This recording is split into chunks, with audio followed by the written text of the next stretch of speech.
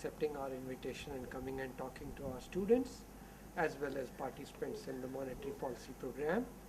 We also thank you for agreeing and accepting our request for a personal interview and spending time with us to talk on some of the issues which would interest our students and participants.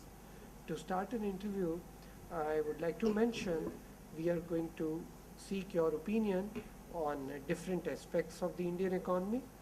We would like to start with the external sector and then come to the domestic economy and raise issues and ask questions on the food security bill, interest rate policy and the monetary policy, and the mechanism to revive growth in the country. So just to kickstart our interview, what would you think would be the implications of unwinding of the US monetary policy on India and also other developing countries? So first, of course, the unwinding story as it had already developed and what more is to come. Clearly, the unwinding as a whole will result in a rise in global interest rates, and given that our financial markets are now quite connected to the global financial markets, it will mean that the real interest rates faced by the economy, Indian economy that is, are likely to rise. Now, there are two parts, of course, to this story. One part is what has already happened, which was the indications given by the FRB, the Fed, that it was going to begin the process of unwinding. And given the hypersensitivity of the financial markets in the developed West, they already had reacted before it actually happened. So some of this adjustment, perhaps quite a significant part of it, has already taken place. So interest rates have risen globally, and that has had the effect somewhat indirectly, and we will come to that in our own monetary policy, of raising interest rates faced by India in the global markets. Now the second part, which is slightly uncertain, is though there has developed a little bit of clarity with the withdrawal of one candidate, the Harvard professor, Larry Summers. So there was considerable uncertainty and speculation about the new Fed chairman who is to take over in February. And people expected that they would follow different paths. But given that Larry Summers is removed, now I think they expect the vice chairman of the Fed to take over, Janet Yellen, and to complete this process gradually. So these expectations and the uncertainties have subsided somewhat, and therefore one expects now, I think the markets also expect very gradual unwinding. And so hopefully it will not be any more disruptive than it's already been. This is interesting. We look forward to this decision of Janet Yellen taking over the Fed Reserve. I've met her and I find her very, very good. And then, of course, incidentally, she was also my classmate at Harvard. That's interesting. And then you may have two women leading the world. There's every chance that Hillary Clinton comes over and takes over from Obama, and then we have Janet Yellen taking over from Bernanke. That's very interesting. I would also like to ask you, this never happens in India, but there is a US shutdown because of the fiscal reasons. Now, what would be the implications of this shutdown on India, both short-term and long-term, if any? Well, the shutdown has already started, so we are on October 3rd morning in the US now. So we've had 2 days, October 1st and 2nd. We don't see too much effect right now because it's all been built into the markets, or they built into the expectations of the financial markets in the West and therefore on us. But I do expect that if it continues longer than the previous threatened shutdowns have, then I think the uncertainty will increase, and it will have two effects. One, of course, is the standard one on financial markets, where the whole bond markets and consequently equity markets are affected. But as we know, given the experience of the global financial crisis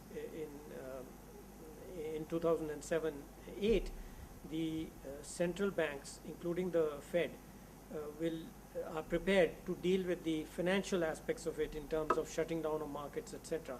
So hopefully there'll be much less disruption than there was in 2007. I think the markets expect that. But the second part is what I don't think really too many people have taken account of, which is at some point new orders for exports will be affected, because everybody, given the uncertainty, as we approach October 15th or 17th, when the US government runs out of money, people are going to get more and more cautious about on the real side of the economy, and in particular in giving new orders. So one may have the phenomena that the impact of the exchange rate adjustments which have happened over the last 3 months would be postponed and delayed for us, because new orders will be held back till this whole situation clarifies. So it could have a negative effect, to summarize, on our exports, at least in the short run. That would be so detrimental.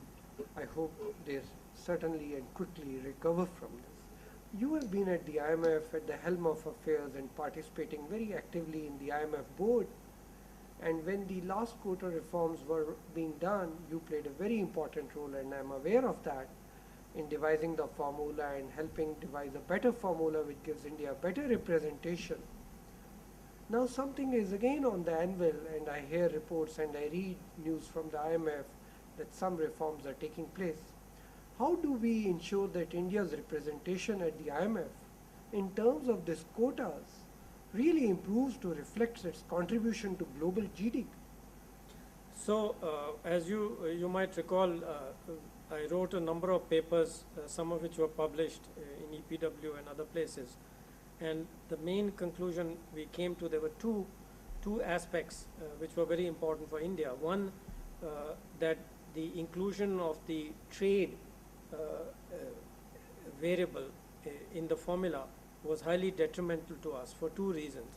One is because generally larger economies have more internal trade and less external trade, so the whole system in a sense is biased against us, even if we concede the objectives of the formula, which is to measure integration with the global economy.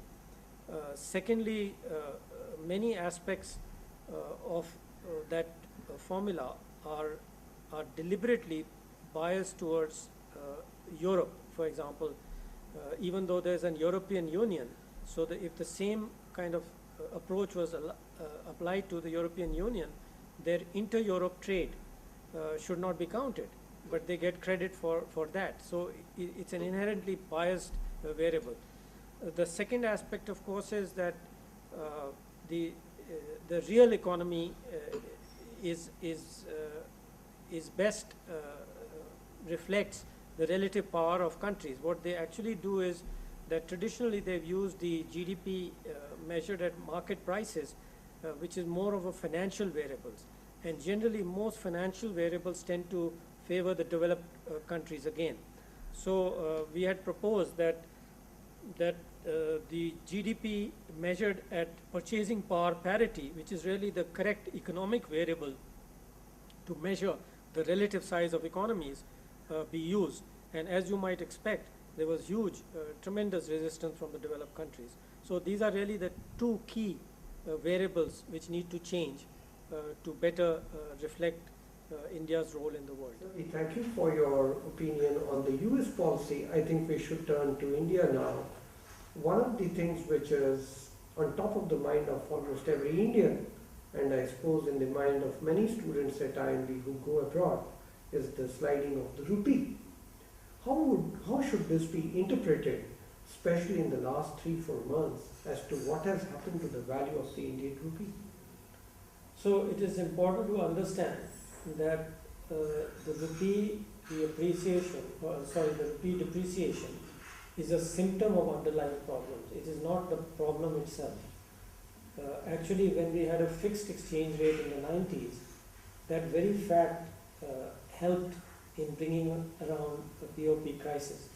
So if we look at it as a symptom, the rupee value had to be adjusted because there were underlying problems. So starting very briefly from the underlying problems, to put it more simply, the Indian inflation rate has been higher than the global inflation rate or the US inflation rate. So there is an interest differential, the consequence of which is to lower the competitiveness of the Indian economy, as a result of which the balance of trade and the current account deficit have deteriorated rapidly and dramatically over the last couple of years. So that problem could not be allowed to continue because this differential means that the rupee, the real effective exchange of the rate of the rupee, was appreciating as a result of this. So with the lower competitiveness, all these negative results were following. So in that context, the rupee is just a price which has to reflect the underlying problems. And if you try to hold it at a particular level for in whatever way it's done, that creates more problems. Now, so the depreciation, the nominal depreciation of the rupee was necessary, but to what level is the issue? My rough calculation would have suggested that the rupee's value, given the past appreciation and the projected future interest differential, current account, etc., would lie between 60 and 65, because market expectations always go not only by past values and past problems, but also into the future. So given both of these, the value of the rupee for correcting this past and projected competitiveness problem would be between 60 and 65. Now, as we know from Don Bush and other things which you're well aware of, the exchange rate tends to overshoot, and that is what happened. Because it was restrained for so long by capital inflows coming in, by gradual liberalization of the capital account to finance this rising current account deficit, when the thing reverses, you get a sudden reaction. And that's a bad thing actually. It would have been better if it had been depreciating slowly. But given that, it overshot to well over 65 rupees, and as a result of what has happened in the last 2 or 3 months, I think now it's in the proper range of 60 to 65 as far as the fundamentals are concerned. I was doing this little analysis, and that's been done by others, except also by Mr. Tarapur. Taking the inflation differential into account from 93-94 onwards, we found that if we just adjusted the value of the rupee, taking 93-94 as a base and looking at the inflation differential, which in our mind, the calculation was 3.6% per annum, the value of the rupee would turn out to be 70. Now, I was speaking to some of the industrialists here in Bangalore, and they were saying it's not the value of the rupee which is scaring us, it is the way in which the value changes rapidly.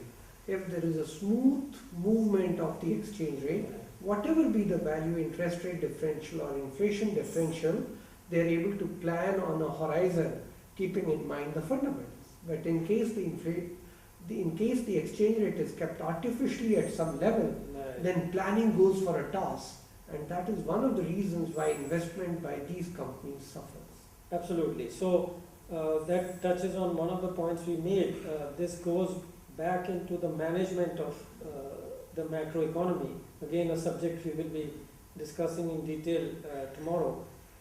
And in my view, and I've written about it, I think there was to some extent a wrong management of the macro fiscal system.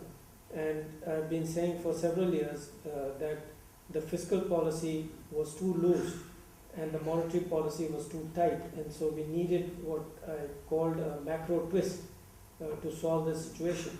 If the problem had been correctly diagnosed some years back and appropriate action taken, for example on capital management, again a subject we will be discussing tomorrow, then in fact I wrote a paper in 2007 which was published in the Journal of Emerging Market Economies, where I suggested how to deal with the capital inflow problem. And unfortunately, whatever has been done in the last 5 years was exactly the opposite of what I had recommended. And therefore, in my view, that's the reason why we got into this problem. Because if it had been managed in the way that I had suggested, then we would have had exactly what you're saying, a smoother adjustment of the rupee. So now, with the rupee fluctuating the way it did, the RBI as well as the government of India seem to have taken such strong measures. It's also feeling in the market there is a target zone or a comfort zone beyond which the rupee is not permitted to move. Do you think that's the right official strategy to follow? This feeling, I think, came kind of, I would say, in the first half of 2013. Certainly the markets began to perceive that the central bank was implicitly or explicitly targeting a certain value or maybe a certain narrow range of the rupee.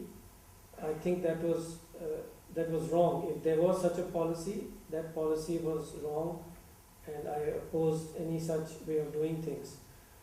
Because, as you know, again, the famous trilemma, which to a certain extent is applicable, though it's not always applicable, and won't go into the finer points. But given the tight constraints, given the high inflation rates, etc., which we have mentioned earlier, I think giving up that flexibility in the exchange rate would have been disastrous. Fortunately, I think that is no longer the case, even if it was true in the first half of the year. So again, I agree with that analysis that we need all the flexibility, because unfortunately we've constrained ourselves into a box where many of the options which we have been gradually closing. So to close off this option of having a flexible exchange rate to give you a little bit of space was totally wrong in my view. Now, just 2 days back, the new data on current account deficit has been released. If you look at the data, there's a widening trend as far as the first quarter of 2014 is concerned. But the market expects, going by the popular media, that the CAD seems to be under, I would say, control, despite that figure being a little higher. What are your views on the CAD now and its future trend? Well, I don't think, let me put it this way. I have one major fear, and this is the issue of excessive focus, or at least what one hears coming out of the finance ministry, on the external side of the economy. So they look at individual items like what is happening to gold. Gold imports have gone down. They look at oil prices and think that they have stabilized. Now, clearly what happens on the external account is relevant, but what we know about macro is that it's a balance between the external and the internal elements. And my worries are actually more on the internal side. Among these, one, the pass-through. We've had a policy of adjusting the diesel and other prices. It's very important to implement that. The second part of it is the fiscal side. Again, it is important to act on the consumption side of that equation and not just on the tax side, and actually acting on the tax side by pressuring greater tax collection will have a further negative effect on growth. So there are all these things which happen on the macro, and in my view, the best and perhaps the only way of restoring equilibrium and growth is by actually cutting government consumption expenditures, so that the government savings expands, and this simultaneously provides more savings for investment, plus it brings down the current account deficit. So you have all these elements which are going wrong, and you have few parameters, the constraints I was saying. And one way to break out of this constraint would be to reduce the consumption expenditure of the government. I'm afraid the government doesn't seem to be doing that. The new fiscal numbers suggests that. So that is really the danger, is more of a danger for the current account than the external side per se at this point. A very related question. The current account deficit, as you rightly mentioned, there is some curtailment on gold imports. Now, before 1992, gold imports were not permitted, but there was huge amount of smuggling. It's a well-known fact that 18,000 tons of gold are held by Indians, the largest by any country. Now, these gold restrictions on imports of gold, I would expect there would be much more smuggling. And maybe the figures that are being reported in CAD don't really accurately capture that aspect. So clearly there's an informal account which we don't have data by definition, and clearly the increase in imports, duties and other restrictions on imports will increase that smuggling. But from my way of looking at it, as somebody who's done a lot of tax reform, I would say that the optimal tax on gold imports is what I call the revenue maximizing tariff. Now, it's hard, unless more studies are done on the effect of tariffs on imports and smuggling, etc. We don't know exactly what that is, but at least in principle, the aim should be to set it a little below that number. I think that would be perfectly valid because there is going to be a certain amount of smuggling, and by definition, the revenue maximizing tariff is one which balances the revenue against the smuggling. Now, coming to the smuggling part, yes, it's a bit of a problem, but I don't think you can ever completely eliminate it. So you really got to decide what is a reasonable level of kind of punitive and other measures and the tariff measures. But I would have no objection to having as I said, a tariff which is slightly below the revenue maximizing one. On the other hand, a thought passes my mind that why are gold imports being undertaken in such a big way? Going by the study by the RBI, it's very clear that 75% of the gold is purchased in rural areas. And therefore, probably rural area is hedging against uncertainty.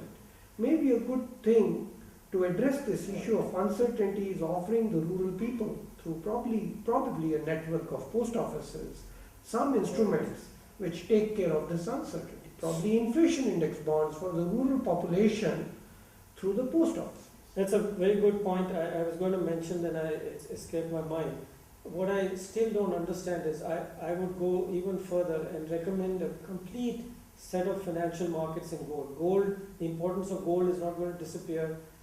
Gold is a very important investment instrument for rural areas, as you very correctly point out, but even for urban areas. And therefore, my personal view would be, my view would be that we need to develop the whole complete range of gold-related instruments, futures, forwards, etc. And I'm a little puzzled why it's not happening. The only argument against it I can think of is if all these, there must be somebody arguing that if all these instruments are available, the demand for gold would go up even more. I don't think that's a good argument, because precisely the reason is that once people get to trust these financial instruments, they would have an incentive that they get the value of the gold by going in for these instruments, because there's always an intermediate stage before, when you have very undeveloped markets and you have very well developed markets. There is a little bit of risk in the middle, but you've got to cross that river or Rubicon, as they always say. You've got to take that little bit of risk when the markets are not fully developed and move to a place where the markets for all gold instruments are there. And I have no doubt that the demand for physical gold for investment, even in rural areas, would go down. And part of that, of course, would be exactly the instruments that you mentioned, the bonds, etc. But I would go much further, as I said. I think you have been writing a lot on the food security bill. I read your article in Times of India also on the food security bill, where you mentioned about your experience as a chief economic advisor as well as the Food Corporation of India. Much has happened since then. The food security bill has been approved by the parliament, probably is in the implementation stage. What are your views on the food security bill, if you would like to share with us at IIMB? Well, I have discussed this many times, so I'll try to be brief. Uh, I have really two important kind of reservation on this. One is it, it takes the focus, the attention of the government and everybody else from a real problem of hunger, which affects roughly 10 million people. You know, people in India get inured to these things when we talk about huge numbers, 67% of the population, 25% of the population, hundreds of millions of people. But to me, the biggest shame is that there are 10 million people who at least in 1 month of the year, some family member is hungry. I mean, some people think that that is underplaying the extent of the problem. But I am amazed, how can you underpay a problem when there are 10 million people, which is roughly, let's say, if you take 5 persons per household, about 2 million households, where somebody goes hungry. So that is the saddest thing. These people are not going to be touched by the food security bill because many of them are in remote areas where they probably don't even have a PDS, and the PDS is so flawed. So that is my one big objection or problem, not objection, is that you're ignoring one very serious problem by expanding the PDS, which doesn't function very well for 25%, and certainly not for this 10 million or so, 12 million population, and expanding it to 67, that is going to totally diffuse the system. And so the second issue is really the challenge was to improve the PDS system. So you're taking the focus away from these two fundamental problems and focusing it on a huge 67% of the population, which is still has all kinds of other issues, but they are not ones of hunger and PDS, which affects the bottom 25% of the population. Right. I agree with you. Now, what would be you being the Chief Economic Advisor of the Government of India, so according to you, what would be the fiscal implications of this bill, and do you think it would lead to some market distortions in the agriculture crop or agriculture market? Well, I think the market distortions are already there. One of the worst policies we've had is of continuously accumulating stocks of rice and wheat. This year, if I remember correctly, wheat prices, inflation is about 14% per annum. That is such a ridiculous, it should tell you that your policy on stocking of wheat is completely wrong. Since 2009, when I tried to raise this issue in the Committee of Secretaries, nothing has been done. I don't understand why it is so difficult to imagine that there is no point building stocks when you don't have the capacity to stock, when many of these stocks will actually rot. That is my personal experience of what used to happen in the FCI. And you are still going on building more stocks. So what that is doing is you're continuously raising the price to consumers. Somebody is paying for it. That's why the price is rising, right? If there was no demand on outside the PDS, the price wouldn't be rising at 14%. Right. That means they are being affected. Who's being affected? It's the 67% you are talking about. It is not me and you who are maybe in the top 25%. So the policy on food stocking is very bad in my view. The second part of it, you said the fiscal implication. Well, there is the short term. The short term can always be dealt with. The government has all kinds of ways of delaying implementation, etc. It happens to every program. So I don't see an immediate problem. But at some point, it will have an effect in terms that you have to either reduce other subsidies or you blow the fiscal deficit out of the sky and worsen the kind of problems we are discussing on the macro side.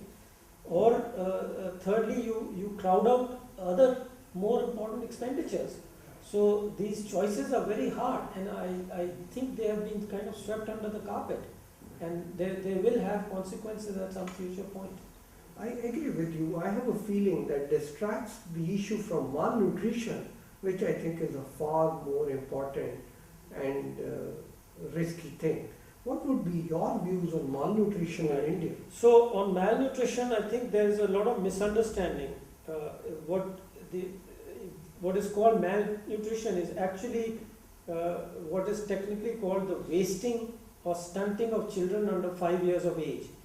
So this about 45 to 47% of the children under the age of 5 are stunted or wasted. Wasted just means they are too thin in some sense, as defined by this word, and stunted means their height is lower than in some sense it should be, outside to standard deviation or whatever it is. So, so this, I think this use of the word malnutrition immediately makes people think of food, nutrition, and that's a big disservice, because the stunting and wasting actually is the most important cause of this is bad public health, which is what I like to focus on, the sewage and sanitation systems, which are non-existent in all the slums of our country, which are close to or pathetic even in most of our small urban towns and semi-urban areas. So really that is an issue which has been neglected, I think badly neglected for 60 years of our existence. People forget that the biggest advances in health in the developed world came when London used to be a cesspit till they installed the old sewage system in London, and so on in many cities of the world which we now think of as great cities. So the critical thing that they did was put in sewage and water systems. And in our country people just forgot about this. And so hopefully now, some of us have been raising this issue repeatedly. It will focus on the real problem of malnutrition or stunting actually, and wasting, which is really this bad public health approach we have. You've been associated with the Reserve Bank of India for some time now, and even representing India at the IMF. So I thought I'll ask you this question. The RBI has raised the repo rate recently, invoking the reason of inflation. We would like to know what are your views on the same, and in general we would also like to know from you, what do you think is Raghuram Rajan's monetary policy approach as of seen in the last few weeks, and your suggestions, what would it be in the future in a short period to long period? So let us start with the broader question. Now after Raghuram's approach, his first speech on the day of taking over, and the subsequent policy announcement, which in my view basically confirmed what I thought after his first speech. So what is it? I pointed this out again on television and on several articles and blogs I have written, which is that I expect Raghuram Rajan to have what I call a neo-conventional monetary policy. Now, what is the conventional monetary policy and what is the neo part of it? The conventional monetary policy is kind of best summarized in what we call inflation targeting. So this is the policy which all the Western and the advanced countries' central banks followed till the global financial crisis. And the neo part of it is what they have learned from the global financial crisis and have adapted into their new system, which is basically this issue of macro financial stability. So that's one issue we can leave aside, but what is the conventional policy and what is the implications? The reason why I came to this conclusion is because one of the things which he said in his report, which was written about 5 years ago, was this issue of inflation targeting. And in fact, I remember discussing with him that I kind of argued with him when he presented his report, was that the question really was of feasibility, the modeling of the channels of transmission, etc. I told him that this may look very easy in a developed economy, but in fragmented markets like ours, it is going to be difficult, if not impossible, to do it.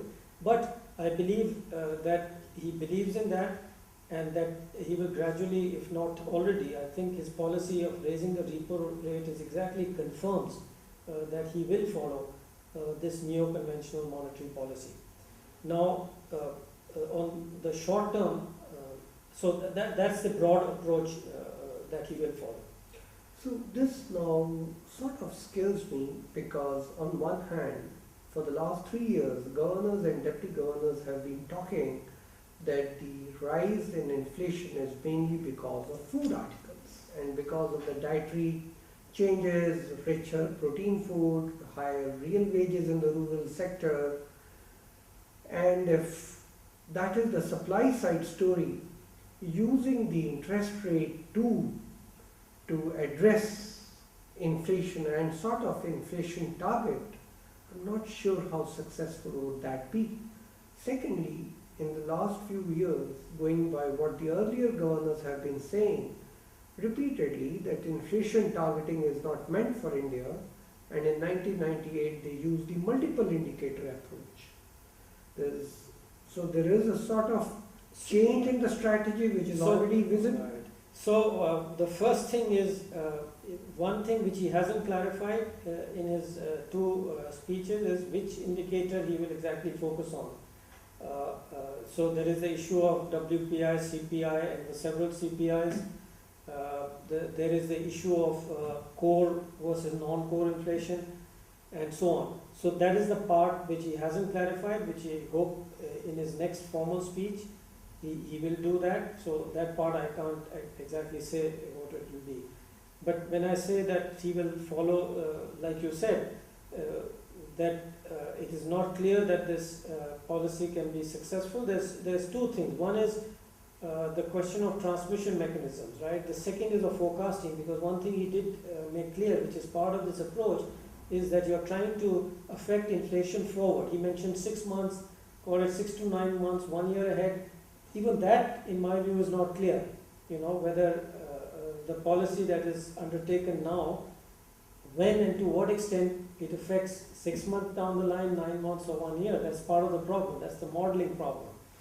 And he did mention 6 months. So that really is the issue. I mean, I am not in favor of it. What I have recommended actually in the current situation, so second part of it actually, so even if you could implement this in normal circumstances, whether this is the correct time to introduce this policy, even if you give benefit of the doubt that, okay, eventually with markets getting integrated, with better transmission, etc., maybe this should be instituted over the next 5 years, let's say. But is it the right time to do it? In my view, no. Because what I have recommended is, again, the opposite policy. So I agree that in my view, this policy is not going to succeed at this point, because the situation is different. There are all kinds of things which we have discussed on the fiscal side, the current account, etc. For example, one of the things which will happen when interest rates go up, the two things which will happen. One, the outlay of the central government goes up. Two, those who have huge amounts of debt are affected. The people who owe, and you affect NPLs. Three, the differential between the external and internal goes up again, and therefore brings in more capital flows, and again we'll have this problem of appreciation. So there are all these issues which have to be balanced, and I'm not, in fact, I think it would be very inappropriate at this point. Exactly, that's how I was thinking. You've been a growth economist and you've been writing a lot on growth. Now, one feedback that I have got from industry is high interest rates are killing purchases of consumer durables and automobile industry. And that is why in Bangalore and other places, consumer durables and automobile industry have almost stopped production because inventories are too large. So here is a doubt which a macroeconomist would have. Can interest rates be useful in reviving growth? Can there be some mechanism we could use the interest rates? See, that's what my macro twist is about, but the twist becomes necessary because just lowering the interest rate is not the solution. Because when you lower the interest rate without doing anything else, your saving rate is also going to go down, right? So even if that helps to some extent in reviving consumer durables, for example, right? The savings rate will go down, there could be more inflation, and there could be more gold demand and current account, etc. So that is why I recommended what I call a macro twist, because those are the two levers you have still with you. Of course, now The third one was exchange rate, which, as I indicated earlier, I prefer a flexible exchange rate and not trying to constrain it definitely from depreciating. So given a flexible exchange rate, the best policy, in my view, would be to reduce the government consumption, thus give a rise in saving rate, which would offset any potential impact of a decline in interest rate. So it's all a balancing of all these factors, which if you combine a consumption decline in government and substitute it by consumer durable or private consumption and investment, can reverse this whole thing and put it back on a positive cycle, as we call it, rather than a negative cycle. So it's a very complicated situation, but and there are some judgments which have to be made. There's nothing perfect. So in my view, it should be a lowering of interest rate combined with a lowering of the revenue deficit, so to say. What would be other measures that you would suggest to revive growth in the economy? So, if you think of the problem we have been discussing for so long, the question is, what is the best solution? So what are the problems? We have had high inflation, which everybody agrees is driven by agriculture. Second, we continuously have these infrastructure problems, though we had this big thing about using PPP to do infrastructure, still we keep talking about these problems. And then we have a collapse of corporate investment. So clearly, the thing we need to do is to get these three things sorted out. So what is it that we need to do on these aspects? One is to reverse the kind of creeping return to LPQ Raj, which we used to say, license permit Raj. So in the revenue department, tax department, I think a lot of mistakes were made over the last 4 or 5 years, which suppressed corporate investment. So we need to revise or revisit those and improve those. So that's the first thing. The second thing, on agriculture, we need to take some dramatic steps. We have already talked about this stocking. We need to stop this policy of just building stocks which will deteriorate. Procurement, the procurement policy has to change. But we also need a dramatic change in the whole import structure of agriculture. Agriculture is the one sector which has not seen any competition, and therefore we don't have any productivity improvement. So we need a dramatic liberalization of the whole agricultural sector, including the Agricultural Price Marketing Act, the import-export policy. It's a stop-go policy which imposes QRs, sometimes on the import side, sometimes on the QR. We need some kind of an automatic import-export system. Then the third thing is that we, in the infrastructure side, we need to eliminate government monopolies. Coal is a government monopoly. Ports are still a government monopoly. Go through the list, railways, etc. You need to introduce competition. One can discuss the detailed policies, how to do it, but we need to introduce competition into these structures, basically by corporatizing and disinvesting. Ports, there are many ports, right? We could divide them up and corporatize them and list them on exchanges and so on. So ports, railways, airports. Airports, some movement has started, hopefully will be taken forward. BSNL, we are again talking about BSNL is bankrupt. We are injecting more money. It will be a total waste. Why not corporatize? It's already a corporation, so why not privatize BSNL? So inject more competition into all the infrastructure sectors. And finally, some new drivers of growth. We need to take a very proactive steps on defense. There's a huge increase in defense procurement over the next 5 years. We need to actively bring private sector into it, raise the FDI limit to 51. We have done it very half-heartedly. There's been some change. Raising it to 51 doesn't mean automatic, because I don't understand why people don't realize that defense is a monopsony. That's a word I never hear in India.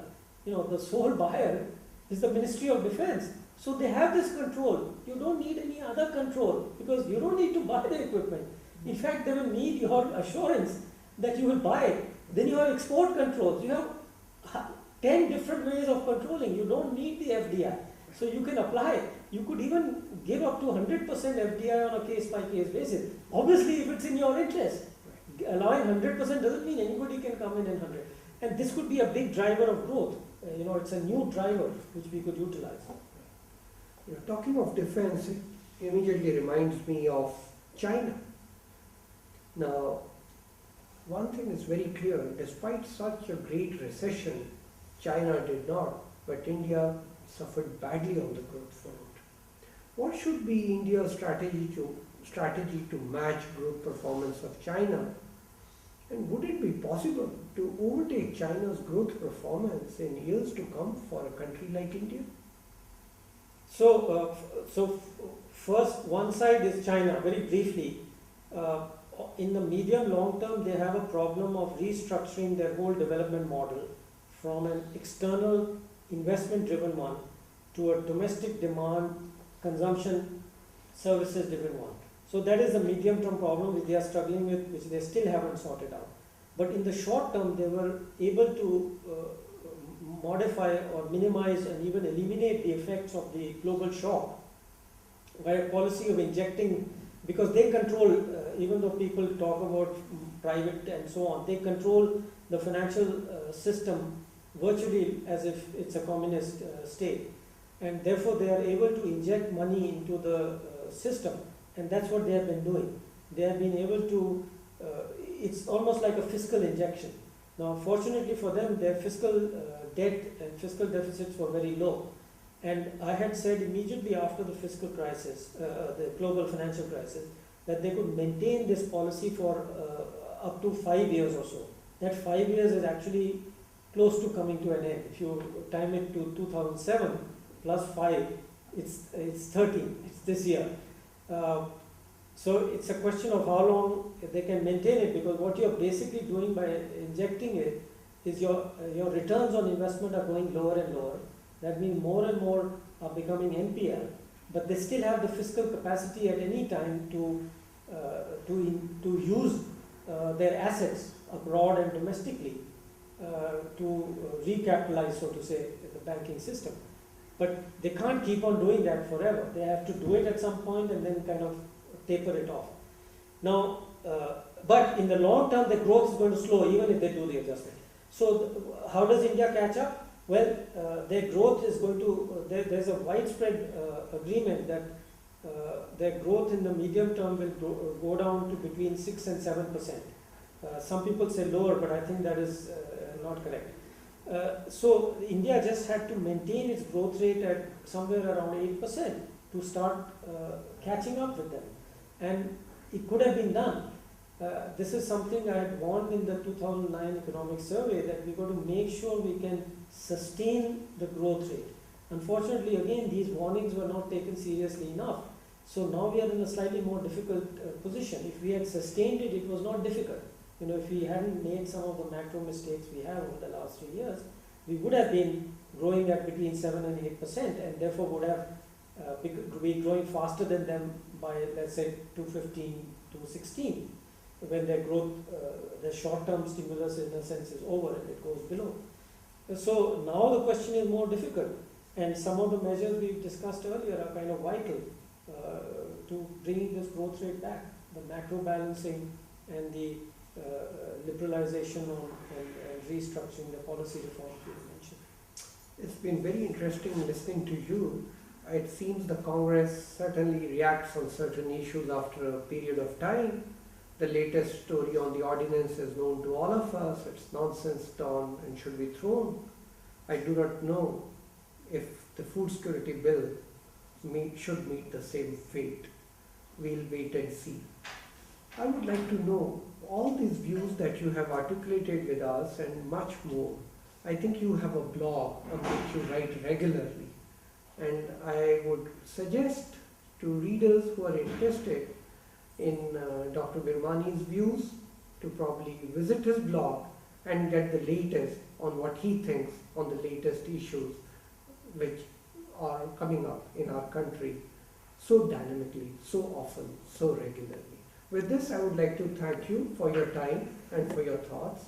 Thank you very much. Thank you. It's been a pleasure.